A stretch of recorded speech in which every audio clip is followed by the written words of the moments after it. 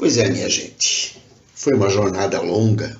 Abraão caminhou por lugares que a gente não faz a menor ideia, a não ser pelos mapas que nós encontramos hoje nos livros sagrados e que nos mostram uma possibilidade de por onde caminhou Abraão até que ele chegasse à terra que Deus lhe mostraria.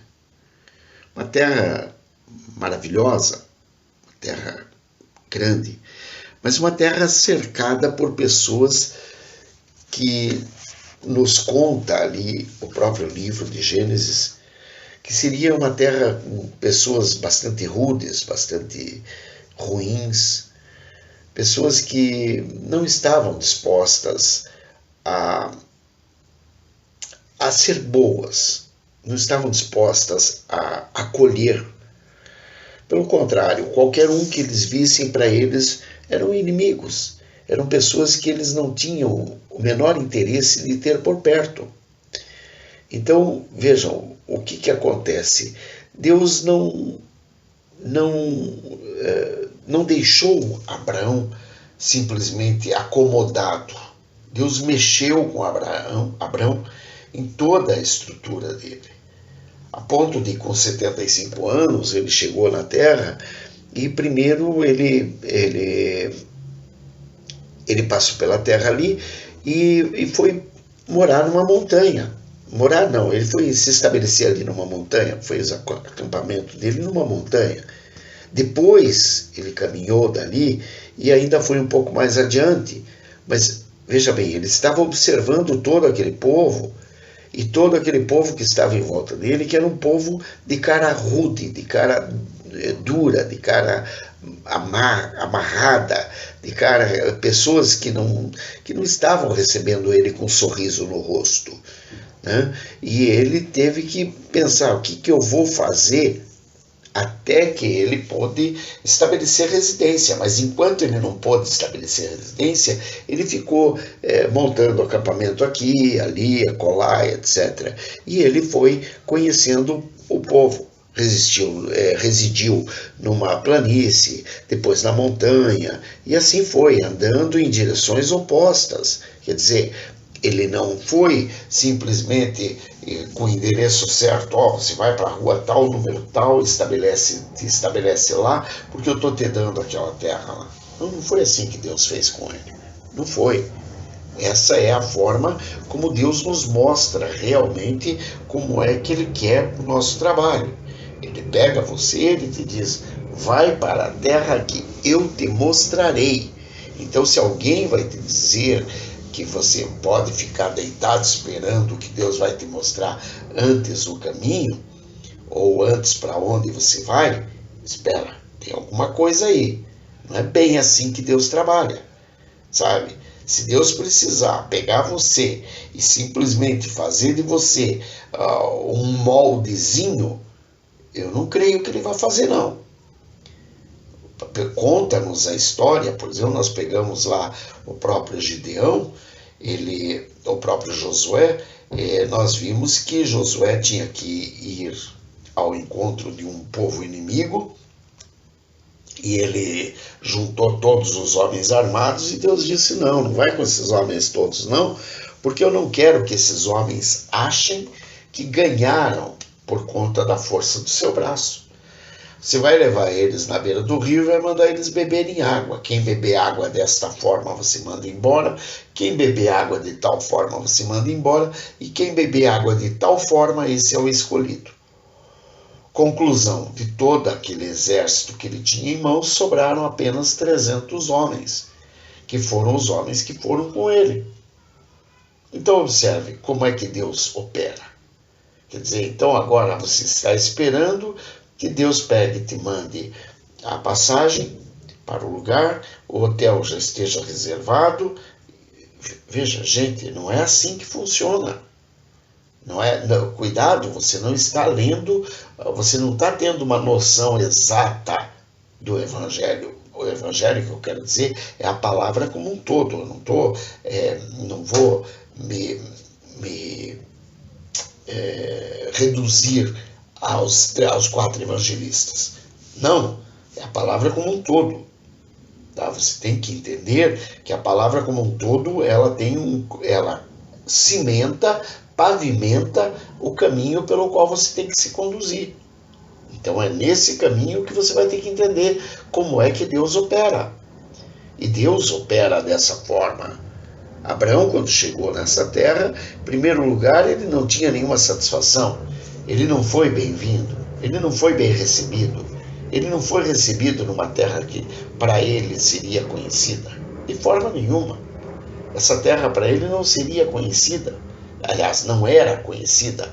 Passaria a ser conhecida à medida que ele fosse se estabelecendo. Então veja, primeiro ele teve que chegar, observar o povo, entender quem era quem, entender quem era o líder, conversar com o líder, saber qual eram as intenções daquele povo, e por aí ele iria desmontar uma série de armadilhas que lhe seriam impostas pelo caminho. Por quê? Porque a vida nos ensina a trabalhar com as pessoas que gostamos e também, especialmente, com as pessoas que não gostamos ou com as pessoas que não gostam da gente. E muitas vezes essas pessoas que não gostam da gente é que vão ser a pedra de tropeço, ou seja, que vão nos incomodar. Mas você tem que ter o quê? A comunhão.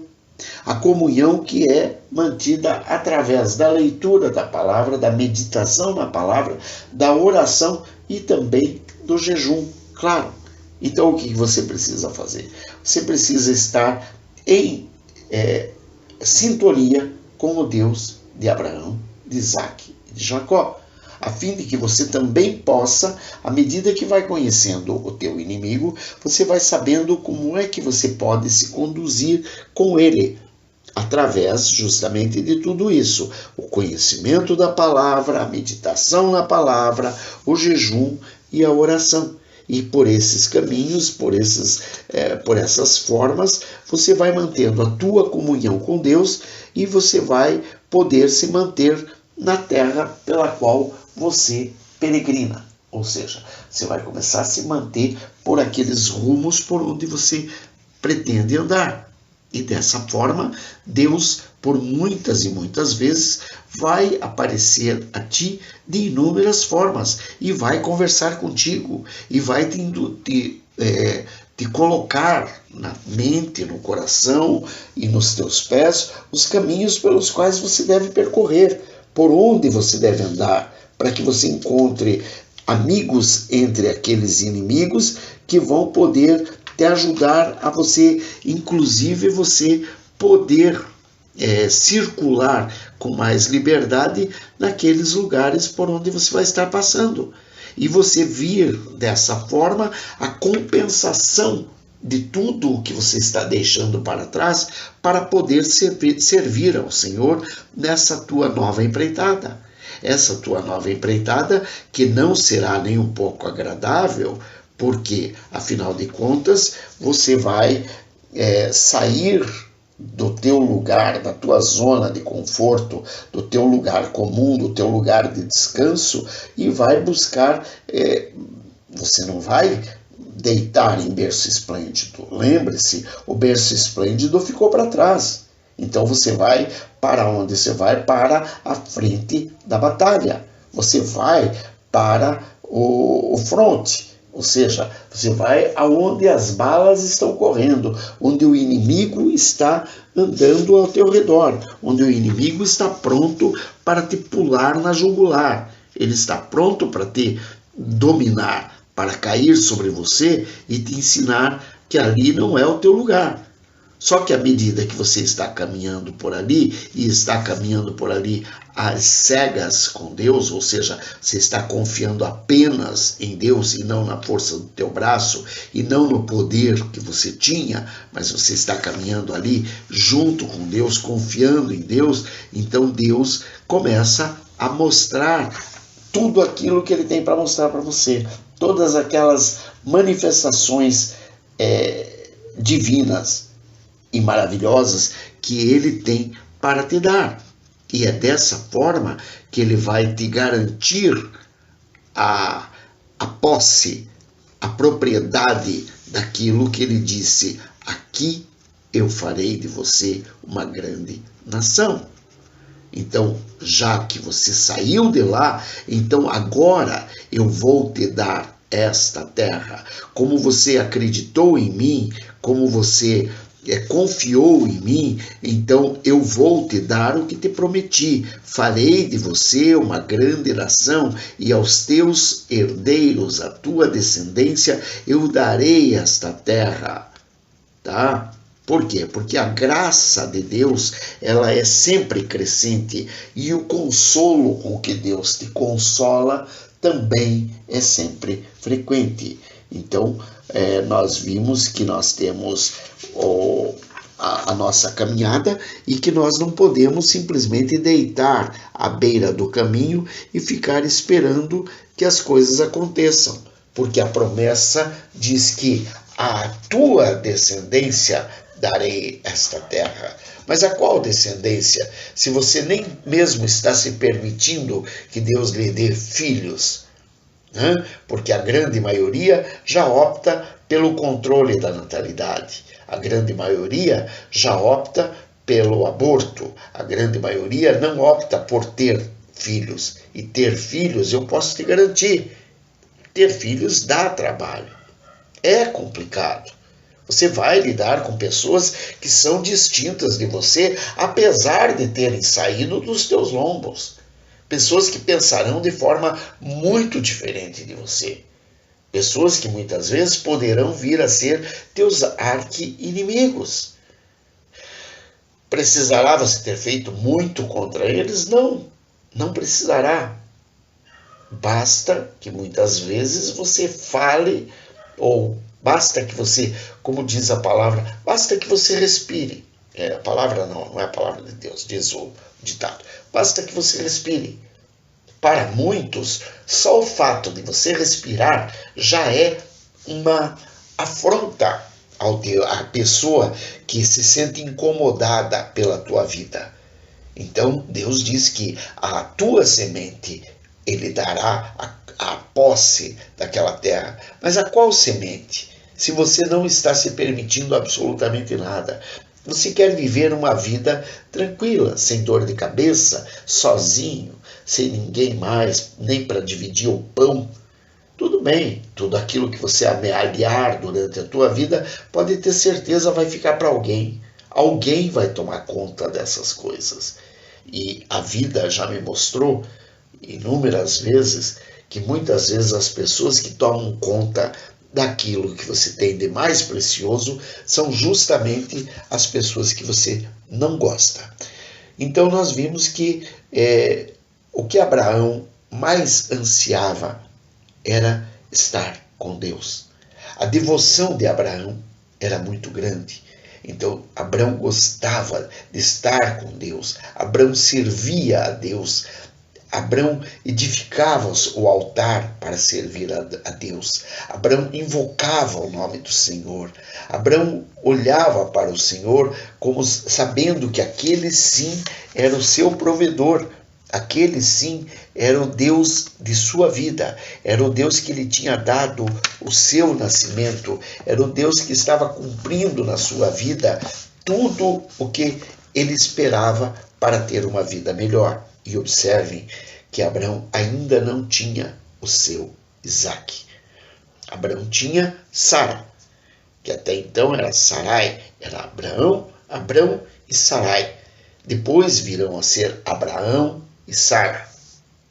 Eles ainda não tinham o seu Isaque. Abraão já contava com 80 anos, 75 anos nessa ocasião. Sara, por consequência, estava bem próxima dessa idade. Tanto que quando Abraão tem 99 anos, aproximadamente, ele terá um filho de Sara, com 90 anos. Então nós vimos que muitas vezes Deus retarda o cumprimento de sua promessa, de forma que você possa realmente mostrar e testificar que você realmente confia em Deus, que você realmente aceita ser dependente totalmente da palavra, da ordenança, do encaminhamento que Deus quer dar para a tua vida.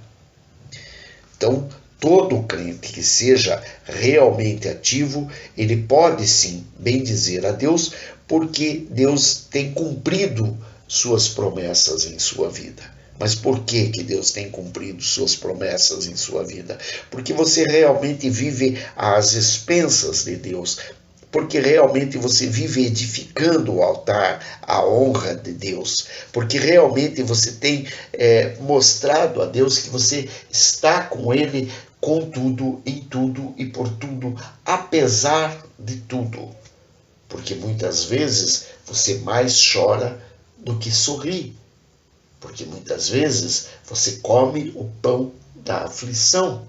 Mas mesmo comendo o pão da aflição, você não deixa que Satanás te obrigue a amaldiçoar a Deus. Lembrando de Jó, né? Que Jó perdeu tudo. E por quê? Porque o Satanás simplesmente achou que Jó iria amaldiçoar a Deus quando Deus permitisse a Satanás que bagunçasse a vida de Jó.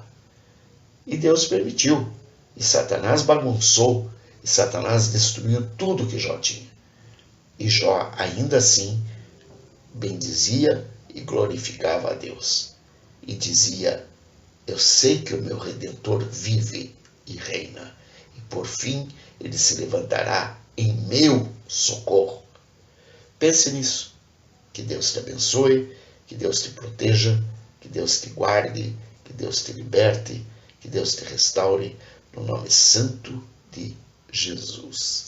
Aleluia. Bendito e louvado seja o nome do Senhor. Beijos. Pai. Fui.